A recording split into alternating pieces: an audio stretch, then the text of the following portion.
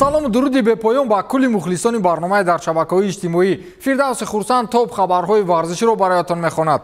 оғоз мекунем. вақте бачаҳои мо дар ташкилотҳои андак бузургтари размӣ қаҳрамон мешаванд.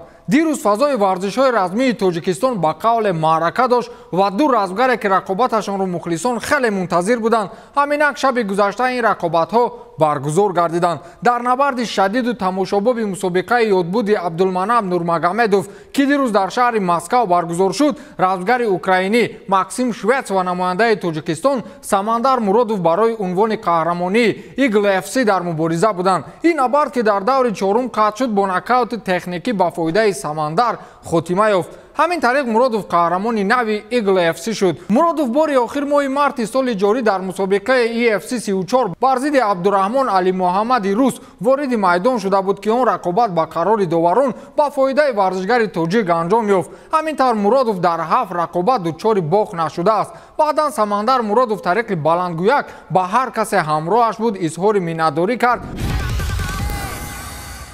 рақобати дигари размгари тоҷик ва яке аз сермухлистарин намояндаи Тоҷикистон дар фазои варзишҳои размӣ Нурулло Алиев низ дар ҳамин чорабинӣ, яъне дар доираи мусобиқаи ёдбуди Абдулманаб Нурмагомедов бо размгари рус Кирилл Крюков дар назар дошта шуда буд. рақобати варзишгарон ҳамаи даврро дар бар гирифт ва дар фарҷом бо қарори доварон ба фоидаи Нурулло Алиев хотима ёфт. гуфта мешавад ки ин охирин рақобати Нурулло Алиев тариқи шартнома аст ки ҳамакнун ӯ ҳамчун агенти озод фаъолият дорад ва аз шартномаи навбатиаш ҳеҷ хабаре ҳам паҳн нагардидааст. ӯ баъдан ба RB Sport иқрор омад ки барои ғолиб омадан ба ин ҳариф роҳҳои мушкилро тай намуд. ӯ гуфтааст ки рақобат хеле мушкил паси сар шуд, аммо ман на танҳо бар муқобили Кирилл балки бо дилхоҳ ҳариф хуб омодагӣ мебинам. Кирилл зарбазани хуб аст, аммо дар муқобили ман он гунае нашуд ки худаш мехост. рақобати ман на танҳо бо Ҳабиб балки ба кулли тамошобинон писанд омадааст, гуфтааст Нурулло Алиев.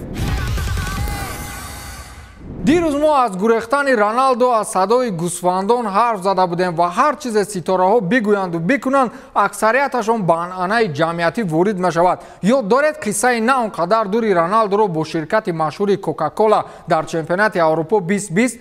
акнун аз гӯсфандон гурехтанҳои Роналду ба қавле муд шуд. ҳамагон дар шабакаҳои иҷтимоӣ дар ин маврид ҳарф мезананд, интиқод мекунанд, тарафдорӣ мекунанд. ба ин мавзӯъ акнун футболбозони машҳур ҳамроҳ мешаванд. собиқ футболбози дастаи Манчестер Юнайтед ки замоне бо Криш дар ин даста фаъолият мебурданд, ба ин мавзӯъ ҳамроҳ шуд ва дар навор дида мешавад ки чӣ хеле ӯ дар киштӣ раъмаи гӯсфандонро ба куҷое мебарад. ӯ болои ин навор навиштааст ки натарс бародарам, ман гӯсфандонро аз назди хонаи ту ба ҷои дур мебарам. дар аввал мухлисон гумон карданд ки шояд воқеан ин гӯсфандони Евра буд, аммо баъдан маълум гардид ки ин наворро Евра аз як филме гирифтааст ки чанде қабл як ташкилоти филмсозӣ бо футболбоз нашр карда буданд. гӯшти гӯсфанд дар ин ҷо ба 73 сомонӣ расид, он ҷо мардум аз гӯсфанд мегурезанд. Кингсли Коман ситораи дастаи Бавария ҷарроҳии қалб гузаронид. озурда мешавад кас вақте чунин хабарҳоро мехонад. дирӯз ҷомеаи футболиро ин хабар андӯҳгин сохт, вале баъдан Юлиан Нагелсман умеди мухлисонро баргардонид. дар дирӯза нишасти матбуотӣ сармураббии Бавария Юлиан Нагелсман иброз дошт ки бегоҳии гузашта Команро ҷарроҳӣ карданд. табибон дар қалби ӯ кори номутаддил ташхис гузоштанд ва шароит фароҳам омад ки ҷарроҳӣ бишавад. ба нақшаи табибон ва мо ӯ шояд 2 ҳафта ба майдон набарояд, гуфтааст Юлиан Нагелсман. як ҳафта 2 ҳафтааш он қадар гап нест. мисли Касилиас ва Кристиан Эриксен агар умуман ба майдон барнагардад, инаш безеб.